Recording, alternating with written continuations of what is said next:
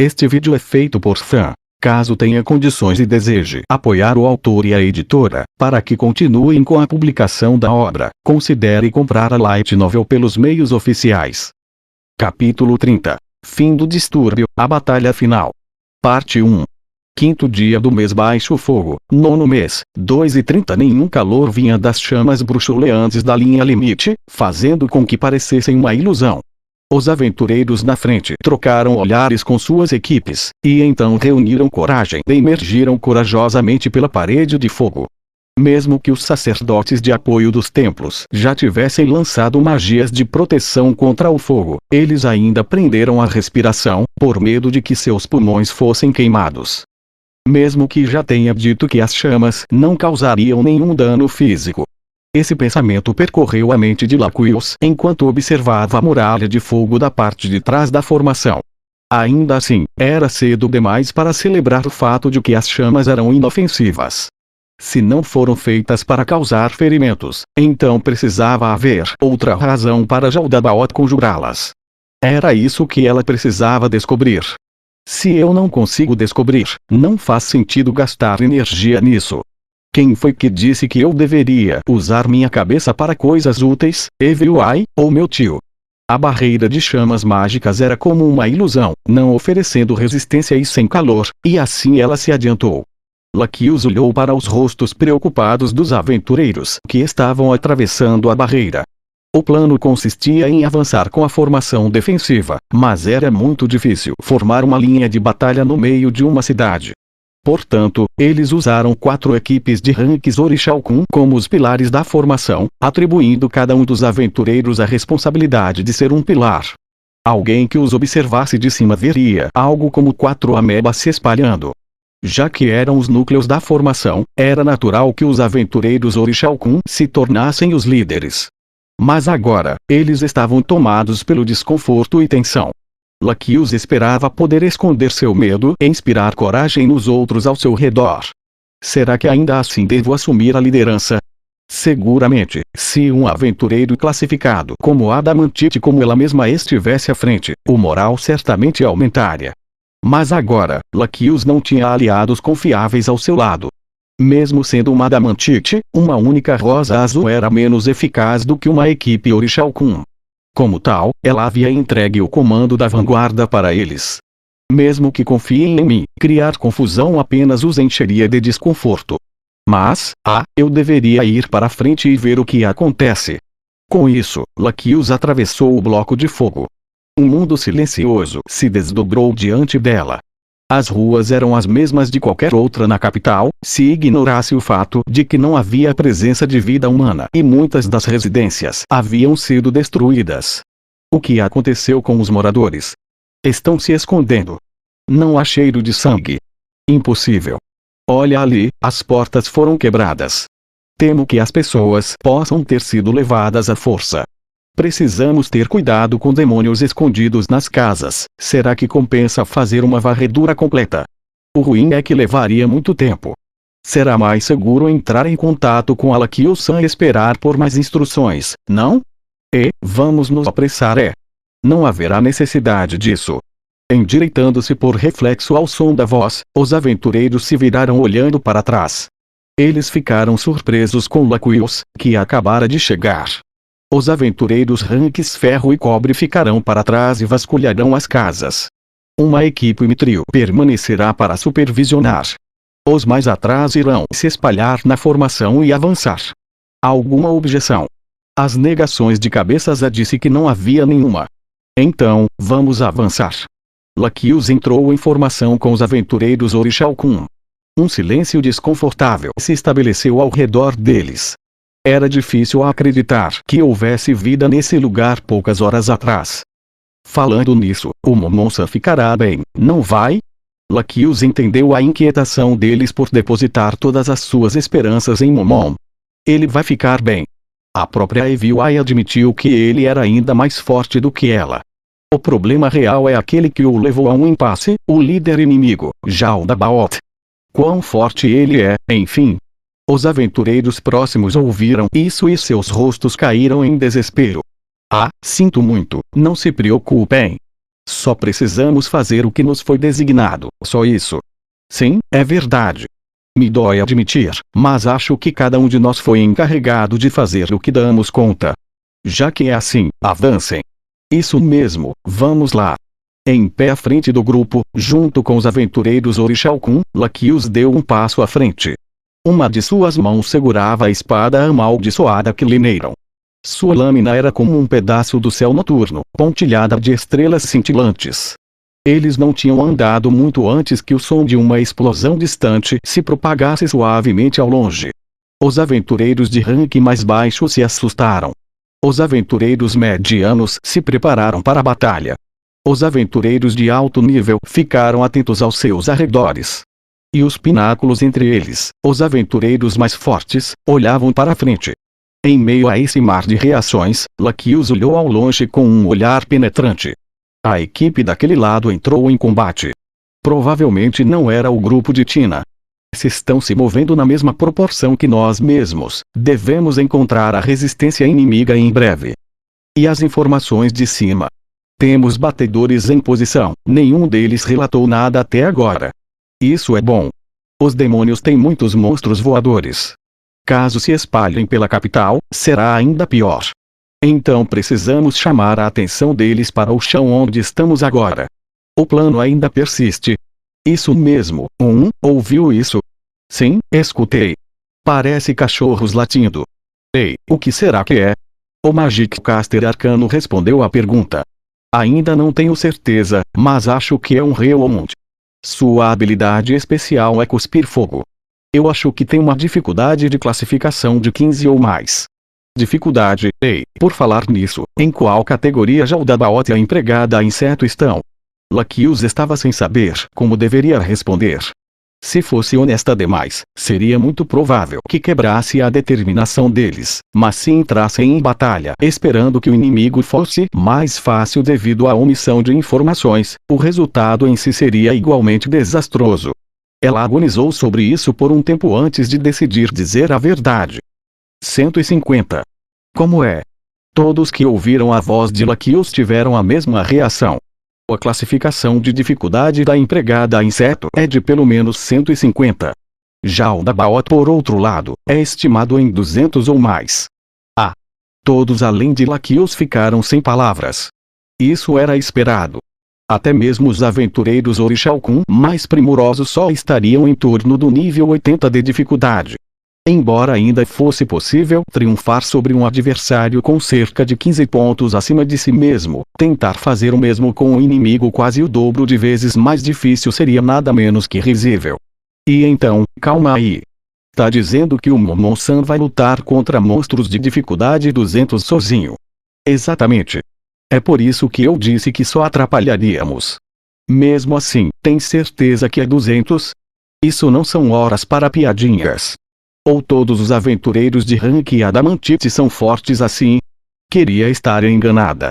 Mesmo nós estamos em torno de 90, isso na melhor das hipóteses. Como vamos ganhar de uma coisa dessas? Os aventureiros olharam em volta, prendendo a respiração. Laquios não mentiu, mas também não lhes contou toda a verdade. Embora a própria Laquios fosse avaliada em 90, EVI mesmo era alguém com dificuldade 150, e foi assim que ela chegou à conclusão sobre a empregada inseto e Jaldabaoth. E foi também por isso que EVI não fazia parte dessa linha defensiva. Para recuperar rapidamente a mana que gastou, ela escolheu meditar e descansar. Depois disso, ela seguiria Momon até onde Jaldabaoth estava, a fim de fornecer apoio para que Momon pudesse lutar contra Jaldabaoth cara a cara. Seu medo era que eles encontrassem a empregada inseto novamente. Enquanto Laquios estava perdida em pensamentos, ela sentiu um humor depressivo em torno dela formigar sua pele. O moral de todos caiu, e houve murmúrios sobre abandonar a coisa toda e fugir da capital. Como havia previsto, todos estavam se sentindo desmoralizados. Laquios sabia como era, a primeira vez que ouviu EVI falar sobre a batalha, ela sentiu o mesmo. Vocês ouviram a EVI, não? Momon-san é o tipo de homem que pode lutar em pé de igualdade contra o Jaldabaoth. Por isso o Momon-san lutará sozinho, mas também precisamos fazer nossa parte. Mamá Seu Jaldabaoth vai lutar contra o Momon-san. A empregada inseto pôde aparecer aqui. Nós, da Rosa Azul, vamos cuidar disso. EVI tem um item especial que permite que ela se teletransporte para nós. Ela tem uma maneira de lidar com a empregada inseto. O monstro tem um ponto fraco e usaremos isso a nosso favor. Uma salva de aplausos veio dos aventureiros. Parecia que seu espírito de luta fora restaurado. E neste exato momento, rugidos bestiais vieram da rua à frente, junto com som de passos. Eles estão vindo. Vamos montar nossa linha defensiva aqui. Aqueles usando floating board se dirijam para as ruas laterais. Deixe a estrada principal para mim. As bestas feras estavam na estrada principal. Embora parecessem cães grandes, seus olhos reluziam com inteligência diabólica e, no lugar da baba, fogo líquido escorria de seus dentes. Havia 15 desses reundes aqui. De pé diante deles estava Laquios, que brandia sua quilineiram com as duas mãos. Não se atrevam a me desprezar, escória demoníaca. Com uma oração ao deus da água em seus lábios, Laquios cortou um reund ao meio com um único golpe. As floating swords que a cercavam agiam como escudos, bloqueando os ataques dos reundes de seus flancos. Ela chutou outro que estava prestes a açoitar seus tornozelos. Laquios estava lidando de 6 reunds, e o resto atacou os outros aventureiros. Os mais fracos pegavam um de cada vez, enquanto os mais fortes lidavam com vários ao mesmo tempo. Desta forma, eles dividiram seus números. No momento em que Laquios matou todos os 6, os outros também terminaram. Alguém se feriu.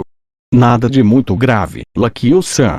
Obviamente, eles não tinham superado isso imaculadamente, mas os ferimentos não foram graves. Considerando que tinha que conservar sua mana, tinha começado com o pé direito. Soldados nas laterais, repitam meu comando. Avancem 50 metros e aguardem. Como um eco nas montanhas, ela ouviu as palavras se repetindo por todos os lados e avançaram 50 metros. Laquios brandiu sua espada e avançou tomando posição. 5º dia do mês baixo fogo, 9º mês, 2:41. 3 homens corriam pelas vielas escuras e estreitas. Ninguém mais estava lá com eles. Se tratava de Clint, Brain e o ladino Exorixalcum, que os acompanhou durante a ofensiva contra a base de Zero. Os aventureiros que trabalhavam para o Marquês Raven estavam patrulhando as ruas da capital para caçar qualquer demônio que atravessasse a linha de contenção. Klimb só conseguira obter os serviços do ladino porque, segundo o Marquês Raven, o próprio homem pedira para ajudar Klimb. Isso era para retribuir a gentileza que Klimb mostrará ao ampará-lo depois que Zero o golpeou. Além disso, Raven queria retribuir o favor que devia a Renner. Graças à escolha de rotas do ladino, eles não haviam encontrado um único demônio até agora. Poderia ser impossível chegar tão longe sem ele. Embora tivessem alguma confiança em enfrentar demôniozinhos convencidos, eles ficariam com problemas se quaisquer demônios que pudessem usar habilidades especiais aparecessem. Dado que seu grupo era composto basicamente por mundanos que viviam e morriam pelo aço, eles teriam dificuldade em defender-se de ataques que não eram de natureza puramente física. Suas informações da oposição eram superficiais, mas por causa disso, o ladino entendeu que Klimb e Brain eram extremamente deficientes nesse departamento, razão pela qual sua ajuda a esses 2 suicidas foi bem-vinda. Brain silenciosamente agradeceu enquanto corria, agachando-se para reduzir o tamanho de sua silhueta. Gradualmente, o estilo dos edifícios circundantes começou a mudar. A quantidade de edifícios não residenciais começou a aumentar. Parecia que eles estavam se aproximando do objetivo. Tem um tempinho que quero perguntar, mas por que vamos pros armazéns? Klimb respondeu ao ladino, que estava inspecionando os arredores. Renner-sama mencionou que se tiverem mantendo pessoas prisioneiras, eles precisariam de um grande espaço para colocar todos. Pensando por este lado, seria mais fácil para eles separarem as famílias e prendê-las em vários armazéns. Faz sentido. Se as famílias forem divididas, pensarão 2 vezes antes de tentarem fugir. Se realmente for isso aí, temos que nos apressar. Bem, mesmo se formos pela rota original, ainda precisamos escolher um caminho seguro. Obrigado. Contamos com suas habilidades. Havia mais a fazer depois do resgate. Enquanto pensava em como sairiam dali, uma coisa que se destacou como prioridade foi definir uma rota segura de fuga. A escolha do caminho era crucial, especialmente porque seria preciso deslocar muita gente. Quanto tempo essa sorte vai durar? Pensou Bryan. Basicamente, essa missão era uma sentença de morte para Clint. Já que o outro lado estava aprisionando civis, isso significava que tinha um plano para eles. Por sua vez, isso sugere que estariam atentos a possíveis intrusões. E de acordo com o que ouvira, o líder inimigo, Jaldabaoth, era um ser capaz de matar aventureiros em posição de adamantite em um só golpe. Qualquer sentinela que ele colocasse seria, no mínimo, formidável. A atenção de Bryan se focou em Clint ao seu lado. Ele estava usando sua armadura branca para que as pessoas soubessem que ele era o Cavaleiro de Renner.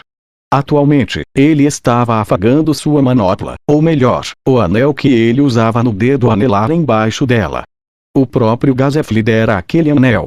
Era algo que ele havia obtido de uma velha senhora que costumava fazer parte da Rosa Azul. De acordo com as lendas, era um item extremamente raro, nascido de uma magia antiga, que poderia elevar os poderes de um guerreiro além de seus limites. Você deve retornar vivo. Bryan recordou do rosto de Gazef quando disse isso. Gazef não demonstrara nenhuma emoção em particular naquele momento. Sem raiva, tristeza ou desespero. Ele entendia que, como guerreiro a serviço de um lorde, acabaria chegando um momento em que seria ordenado a uma batalha que resultaria em sua morte. No entanto, a fim de ajudar Clint sem estar fisicamente presente, ele lhe emprestou o anel. Bryan estava seguindo os sinais da mão do ladino quando de repente sentiu uma presença. Olhando para cima, sua linha de visão seguiu o prédio. Naquele instante, Bryan sentiu um medo que parecia apertar seu coração. Na beira de um telhado de um armazém próximo, a julgar pela altura e pelo tipo de corpo, havia uma garota de longos cabelos loiros. Ela usava um vestido feito de tecido branco puro que tinha sido elaboradamente bordado e, abaixo da bainha, ele podia ver que ela usava um par de saltos altos cintilantes que pareciam feitos de cristais. Colar, brincos e outros acessórios, todos combinavam, a fazia parecer que era filha de algum nobre, ou uma rica herdeira de algum tipo. A luz da cortina de fogo atrás dela delineava seu corpo de modo sedutor e provocante. Tudo criava um fascinante contraste com a máscara branca que usava, a envolvendo em um véu de mistério. Como um afronte à sua aparência de tirar o fôlego, sua presença parecia subjugar, como se o inatural adentrasse visível no plano existencial. Suas roupas e a cor de seu cabelo eram completamente diferentes de antes. Naquela época, ela seria descrita como uma filha da noite, mas, desta vez, ela parecia ser envolvida pela lua. Mas mesmo assim, não havia dúvida de que eram a mesma pessoa. A imagem que Bryan havia gravado em sua alma sobrepunha a da pessoa que olhava. Ele estava certo disso. Sob a máscara da jovem acima dele estava o rosto de um monstro, Chautier Bloodfallen. Parece que ela ainda não os havia notado, mas se era realmente o mesmo monstro daquela fatídica noite, não importava o quão distantes estivessem, eles seriam mortos instantaneamente se os notasse. Havia alguma maneira de fugir sem serem detectados? Nenhuma. Quando percebeu isso, Bryan sentiu-se como se estivesse pisando em um rio congelado cheio de rachaduras. De repente, ele percebeu o suor oleoso e repugnante saindo de seus poros. Bryan sinalizou para Clint e o ladino, indicando que ele tinha algo a dizer. Sentindo que ele tinha visto algo, os dois pararam e prenderam a respiração. E agora? Como despistar ela? Se alguém aqui lutar com ela, já era, morremos. Se alguém tentar fugir, ela nos perseguiria e mataria na hora. Naquela vez eu usei um túnel de fuga, mas agora não dá. Por que ela tá aqui? Será que tá procurando por mim? Bryan sorriu amargamente no último pensamento. Se esse fosse o caso, então havia apenas uma solução para esse problema. Clint Kun, eu vou comprar um tempo para nós. Fujam agora. Depois disso, Bryan olhou para o ladino e inclinou a cabeça. Cuide dele por mim. Ele não perdeu tempo esperando por uma resposta. Bryan imediatamente subiu o prédio onde Chautier estava, subindo em um único movimento. Embora não tivesse as habilidades de escalada de um ladino, o prédio tinha apenas 2 andares de altura, e a força do braço de um guerreiro poderia facilmente escalá-lo. No telhado, Chaltier permanecia onde havia visto. O coração de Brahim bateu forte. Ele estava assustado, aterrorizado além da capacidade de pensamento racional. As lembranças de sua fuga banhada em desespero ecoavam em sua mente. Apesar disso, ele ainda era capaz de reunir coragem para encará-la de frente. Perdeu alguma coisa aqui. A voz despreocupada de mulher chamou Brahim, apenas ligeiramente abafada pela máscara que usava. Ela nem me reconhece. Não passei de um joguinho para ela. O melhor curso de ação agora deveria ser fingir que ele não a conhecia e observar suas respostas. Com isso em mente, Brahim levantou a voz e respondeu-lhe. Estou aqui porque vi uma mulher estranha no telhado. O que está fazendo na capital real? O porquê? Me esclareça qual a minha obrigação de responder. Talvez você possa me dizer o que um humano está fazendo nesta área. Você é o único que chegou tão longe. Seu batimento cardíaco acelerou e aumentou de intensidade. Embora ele não soubesse onde Klimb estava, ele sabia que não podia tirar os olhos dela. Para confundi-la, ele levantou a voz e continuou falando. Está procurando por outra pessoa, então? Não eu. E por que eu procuraria você em particular? Esta é a segunda vez que nos encontramos. Não consegui esquecer do seu rosto bonito. Chaltier estendeu a mão e acariciou levemente sua máscara. Me confundiu com outra pessoa, talvez. Brahim ficou momentaneamente sem palavras. Ele queria perguntar se tinha errado seu julgamento, mas imediatamente abandonou esse conceito. Era ela. Não poderia haver outra. Mesmo através da máscara, ele tinha absoluta certeza de sua identidade. Apenas uma pessoa em todo o mundo teria essa presença e, para Brahim, essa pessoa era Chaltier Bloodfallen. Quer dizer que ela nem sequer se esforça para lembrar dos vermes em que pisa. Se ela não estava zombando dele, se Chaltier realmente não se lembrava, então significava que ela não tinha nem o menor interesse nele. Para um ser esmagadoramente poderoso como Chaltier, isso não era arrogância ou subestimação das habilidades de alguém. Não, sinto muito. Talvez. E, esta é a primeira vez que a gente se vê. Mesmo. Bem, mesmo que entenda isso agora, não faz diferença. Talvez seja mais seguro simplesmente lhe matar. Você quer viver? Ou morrer? Caso se ajoelhe e lambe meus sapatos, pode me agradar o suficiente para que eu mude de ideia. Desculpe, mas acho que vou recusar. Brahim se acomodou em uma postura de sacar a espada enquanto diminuía a respiração. A técnica que ele estava usando era, claro, campo. Escusado dizer que Brahim sabia muito bem da inutilidade disso contra Chaltier. Chaltier estupefata gentilmente balançou a cabeça. Você não entende a diferença de força entre nós, não é? Que irritante. Na verdade, eu entendo, pensou Brahim enquanto a encarava. Chaltier o assustou tanto que ele queria vomitar. Dessa sensação ele entendia bem. Mas sabendo disso, por que ainda não fugira? Um sorriso tênue com o canto da boca apareceu quando pensou a respeito. Se seu coração fosse um lago, então estaria perfeitamente parado e calmo. Mesmo em face de um ser que o fazia querer fugir com o rabo entre as pernas, ele ainda conseguiu manter a compostura. Essa serenidade era bem enervante. Chaltier deu passos para frente. Foi como um déjà vu da última vez e, certamente, resultaria na derrota total de Brahim. A soma total do trabalho de sua vida, seu esforço, dedicação e sonhos, seria destruída pela facilidade desdenhosa de uma criança quebrando um brinquedo. Isso aí, é assim que vai ser. Ele estava apavorado. Ele já tinha passado por inúmeras batalhas, apostando sua vida no fio de sua espada. Admitir seu medo da morte justo agora seria muito embaraçoso.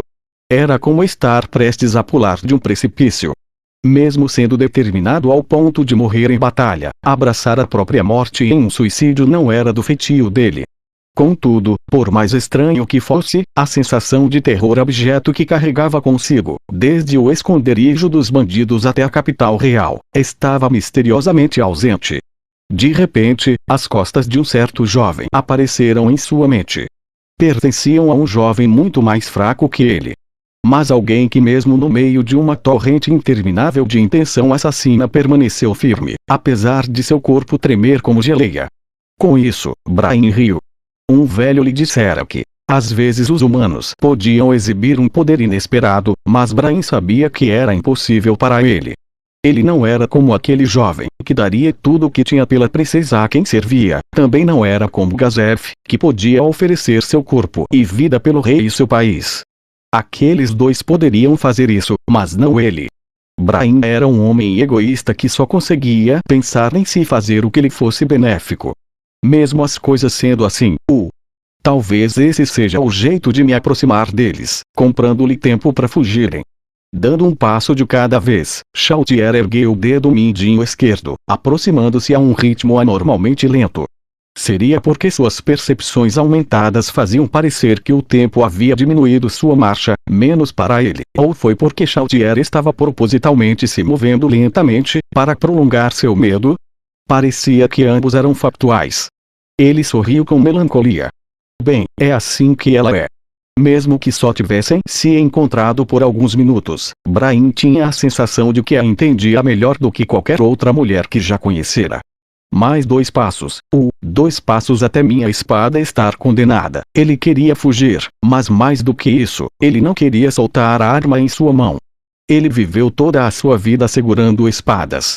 Talvez fosse apropriado que sua vida terminasse enquanto segurasse uma. Brian encontrou sua resposta. Com isso em mente, ele seguiu a silhueta de Chaltier com os olhos. Brandir essa espada é meu objetivo de vida. Naquele momento, a mente de Brian iluminou. O inimigo era uma existência sem igual. Ele não tinha energia para poupar em pensamentos inúteis. Brian usou o lampejo de Deus, uma arte marcial que nenhum oponente humano poderia detectar, muito menos se defender. Mesmo assim, ele não pôde sequer encostar sua espada no monstro diante dele, nem mesmo combinando seu campo e lampejo de Deus. Nesse nível, sua oponente ainda poderia detê-la entre os dedos. Portanto, Brian adicionou mais uma técnica à mistura. O rosto de Gazef Stronov surgiu diante de seus olhos. Ele pensava que na próxima vez que se encontrassem, eles teriam um confronto definitivo. No entanto, depois de reencontrá-lo na capital real, Brian mudou de ideia. O Brian de agora não sentia nada além de companheirismo por seu maior inimigo, outrora um obstáculo a ser superado, agora seu melhor antagonista. Ele aceitará que morreria aqui e agora. Agora é meio tarde para isso, mas obrigado, meu grande inimigo e querido amigo. Com isso, seu coração se aliviou. Sem confusão, ele se permitiu ser livre. Até a vergonha do passado havia desaparecido. Brian gritou como os ecos de uma ave mitológica. Veio das profundezas de sua alma, carregando todo o poder de seu ser. Ele o executou com uma velocidade incrivelmente alta usando seu lampejo de Deus. Graças ao seu campo, ele pode perceber todas as informações que precisava. Mas ele não parou por aí. A partir do lampejo de Deus, ele continuou em outra técnica. Essa técnica era 4 cortes simultâneos. A técnica de Gazef Stronov, a mesma que havia derrotado Brian Unglaus no torneio de artes marciais onde lutaram pela primeira vez. Era um movimento que Brian admirava, mesmo quando dizia a si mesmo que estava apenas o aprendendo para entender completamente seu oponente. Uma técnica que ele selou com seu ódio e ressentimento. Mas agora, neste momento, liberto de toda dúvida e restrição, Brian usou sem hesitação. Corte de luz quádruplo. Na verdade, o corte de luz quádruplo tinha uma enorme fraqueza.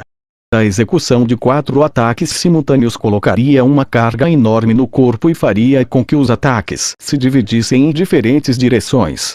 Como a precisão dessa técnica era baixa, até mesmo seu criador, Gazef, só a usava quando cercado por vários oponentes. Embora o corte de luz quádruplo não tenha feito tantos ataques quanto o corte de luz sextuplo, tinha a vantagem de ser mais fácil direcionar todos os ataques para o mesmo alvo. Mesmo assim, fazer com que todos se conectassem ainda era bastante improvável. Este ataque selvagem não seria capaz de ferir Chaltier Bloodfallen. Brian tinha absoluta certeza disso. Mas Brian possuía uma arte marcial que Gazef não possuía. Uma técnica de suporte que fornecia um aumento de precisão dentro de seu raio-campo. Os 4 cortes de precisão selvagem tiveram sua trajetória de voo corrigida pela precisão sobre-humana do campo, convergindo para o caminho que Brahim havia visualizado de antemão. Todos os 4 golpes atingiram um único ponto com precisão e velocidade extraordinária. Até mesmo um herói, alguém que havia superado os limites da humanidade, teria problemas para bloquear esse ataque. Meros mortais, feitos de carne e ossos fracos, não seriam capazes de reunir resistência para se defenderem contra isso. Foi um golpe desumano. Mas Chautier Bloodfallen estava bem acima da própria humanidade, estava em um pináculo próprio, que ninguém jamais poderia alcançar. Para alguém como ela, aqueles 4 ataques simultâneos eram um pouco mais que um caramujo dando um passeio ao sol. Chautier bufou para ele enquanto sua mão esquerda se movia mais rápido do que os olhos podiam ver. Um som de choque metálico ecoou pelo ar da noite. O que aconteceu foi que a deflexão simultânea dos 4 ataques se fundiu em um único som. Todos os 4 golpes foram repelidos, deixando-a intocada. Chautier deu de ombros, rindo sob a máscara. Não foi dirigido ao tolo guerreiro diante de seus olhos, mas sim a si mesma por ter brincado nesse joguete com ele até agora. Mas então, no momento seguinte, os olhos de Chautier se arregalaram. Neste exato momento, se alguém convertesse as habilidades de cada um em números e as comparassem, indubitavelmente ovacionariam Brahim. De fato, foi um milagre, como o sol nascendo do oeste, uma visão que encheria as pessoas de admiração e respeito. E, diante de seus olhos, a unha do dedo mindinho esquerdo estava menor. Era um pequeno danos de menos de 1 centímetro de comprimento. Chautier considerou a situação atual. O lugar que fora cortado foi o mesmo lugar usado para repelir todos os cortes. Analisando a execução dos eventos, esses 4 ataques foram executados em 2 pares, um acima e outro abaixo. Eles haviam cruzado no local onde Chautier havia interceptado os ataques. Era isso que queria. De repente, o homem na frente dela começou a rir. Ele é louco. Chautier se perguntou. Mas não parecia assim. Provavelmente ele estava rindo muito do fato de que havia conseguido cortar a ponta de sua unha, mas ela não entendeu. Então, o que tinha a ver alcançar esse feito? As unhas e os dentes de Chautier eram armas naturais, portanto, era tecnicamente possível usar técnicas especializadas de destruição de armas para destruí-las. Entretanto, simplesmente voltariam a crescer com a aplicação da magia de cura, por isso se quebravam mais facilmente do que as armas de um nível similar. Não passavam disso. Eram inferiores aos itens mágicos de Divine Class, como suas Spit Lance.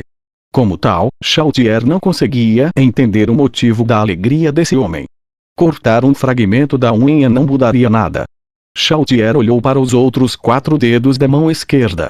Mesmo que a unha de seu dedo mindinho fosse aparada um pouco, ainda seria suficiente para rasgar um corpo humano em pedaços. Parece que você leva jeito para ser um cortador de unhas. Os olhos do homem se alargaram e seu júbilo se intensificou. Muito obrigado. É um elogio e tanto. No fim, minha espada, minha vida não foi em vão. Eu consegui, mesmo que um pouco, avançar no pico onde você fica. No entanto, isso não foi elogio. Chautier estava apenas zombando dele. Entretanto, ela poderia dizer que seus sentimentos foram honestos. Em outras palavras, o homem estava realmente se alegrando por poder cortar uma unha. Esse sujeito tem um parafuso a menos. Pensando nisso, ele disse um monte de asneiras assim desde que apareceu. Ele é estranho, melhor matar ele de uma vez. Com isso em mente, Chautier se adiantou, mas o chamado de Demiurge para a batalha chegou. Chautier sabia o que isso significava. Apesar de si mesma, ela olhou para a distância, mas ela não conseguia sentir uma presença. Será o efeito do anel do meu mestre. Um dos anéis que Ainz usava o ocultava completamente de todos os tipos de magia do tipo adivinhação. Era normalmente emitido para todos os guardiões, mas também poderia apagar a presença do soberano da grande tumba de Nazarick. Com um sentimento de arrependimento por não ser capaz de sentir seu mestre, Chautier virou a cabeça para trás, e notou que o humano com um parafuso a menos na cabeça havia desaparecido. Ah! Eu me esqueci completamente do esquisitão. Depois de um rápido olhar ao redor, Chautier descobriu que o homem havia lhe dado as costas e estava pulando em direção a um beco. Aproveitou de sua momentânea distração para escapar. Não há como um mero mortal escapar de mim. Se eu usar uma magia para desacelerar o tempo, posso matá-lo antes que toque o chão. Sem hesitar, Chautier lançou sua magia, Time Accelerator. O mundo pareceu ficar denso e viscoso ao redor de Chautier. Ela se movia através dele a velocidades incríveis, indo rumo ao lugar onde o homem pousaria. Enquanto descia, ela observou a postura do homem saltando em lentidão glacial. Embora não pudesse feri-lo diretamente enquanto a magia estivesse em vigor, ela ainda poderia montar uma emboscada e fazer outros preparativos. Como esperado. Melhor eu abrir meus braços para recebê-lo enquanto cai. Certamente, um humano como ele ficará muito feliz em ser abraçado por uma beleza voluptuosa como eu. O canto da boca de Chautier se curvou quando pensou na expressão que ela veria em seu rosto. Quando seus pés tocaram no chão, pouco antes da magia terminar, ela sentiu outra presença por perto. Quem são eles? Era um jovem trajando uma armadura branca pura com um companheiro de aparência mundana. Brian aterrissou no beco e olhou para trás, mas Chautier não estava mais lá. Ela não me perseguiu. Não, tem algo errado. E se ela quiser que eu a leve para os outros como da última vez? Desde o princípio, ele não tinha planejado fugir. Seus pensamentos tinham sido de que seria mais fácil ganhar tempo para Clint e o resto se escapasse para um terreno mais baixo. Cada ação de Brian foi executada para que Clint escapasse. Foi por causa disso que ele fez todo o mise-en-scène de fugir. Mas enquanto corria, notou algo que não deveria estar lá. Era Clint e o Ladino, que acenavam para ele. Será que a mente de Brian se encheu de emoção, intensa raiva e frustração? Com seu rosto distorcido pela fúria, ele atacou os dois, agarrou-os pelo colarinho e continuou correndo. Isso era obviamente mais lento do que apenas correr sozinho, mas Brian não estava calmo o suficiente para ter considerado isso. Depois que correram por alguma distância, após verificar repetidas vezes atrás para se certificar que Chautier não estava em seu rastro, ele bateu Clint contra uma parede próxima. Por Brian estar alarmado e sem controle de sua força, Clint praticamente quicou. Por quê, hein? Por que não fugiu? Embora suas emoções estivessem a ponto de transbordar, Brian ainda tinha bastante presença de espírito para não gritar em voz alta. Mas, é que... Brian agarrou Clint novamente. O quê? Estava preocupado comigo, e... Eu disse com todas as letras para sumirem daqui. Calma, calma, calma aí.